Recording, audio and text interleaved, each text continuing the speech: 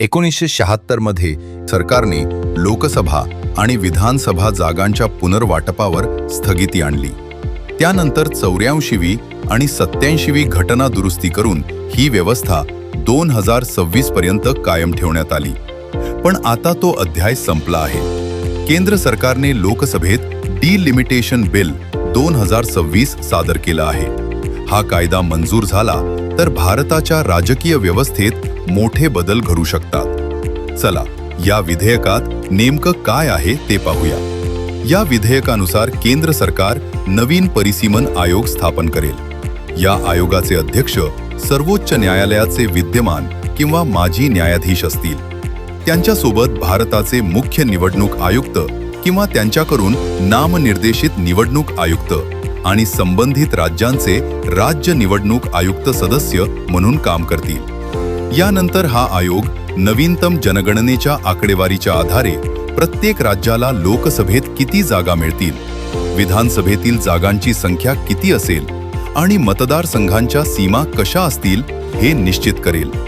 मतदारसंघांची पुनर्रचना करताना भौगोलिक सलगता, जिल्ह्यांच्या सीमा, दळणवळणाची सुविधा आणि जनतेची सोय यांचा विचार केला जाईल. तसेच प्रत्येक विधानसभा मतदारसंघ एका लोकसभा मतदारसंघाच्या मर्यादेतच ठेवला जाईल. या विधेयकात महिलांसाठी लोकसभा आणि विधानसभेत सुमारे 1/3 जागांचे आरक्षण लागू करण्यासाठी आवश्यक मतदारसंघ निश्चित करण्याची जबाबदारीही या आयोगाकडे देण्यात आली आहे.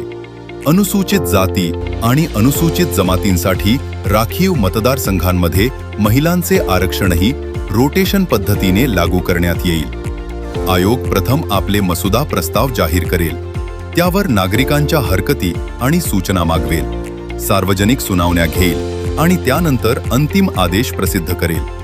हे अंतिम आदेश लागू झाल्यानंतर पुढील सार्वत्रिक निवडणुकांपासून नवीन मतदारसंघांच्या आधारे निवडणुका घेतल्या जातील.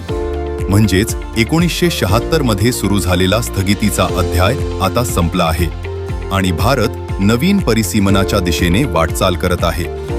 हे विधेयक मंजूर झाल्यानंतर लोकसभा आणि विधानसभा मतदारसंघांची नवीन रचना होऊ शकते. काही राज्यांना अधिक प्रतिनिधित्व मिळू शकतं, काही राज्यांच्या जागांमध्ये बदल होऊ शकतो आणि महिलांच्या आरक्षणाची अंमलबजावणीही या प्रक्रियेनुसार होईल. त्यामुळे हे विधेयक केवळ मतदारसंघांच्या सीमा बदलण्यासाठी नसून भारताच्या लोकशाही आणि राजकीय व्यवस्थेच्या पुढील अध्यायाची दिशा ठरवणारा एक महत्त्वाचा कायदा ठरू शकतो. अशाच संविधान, कायदे आणि शासन निर्णयांची विश्वासार्ह माहिती मिळवण्यासाठी शासन साथीला फॉलो करा. माहिती उपयुक्त वाटली तर नक्की शेअर करा.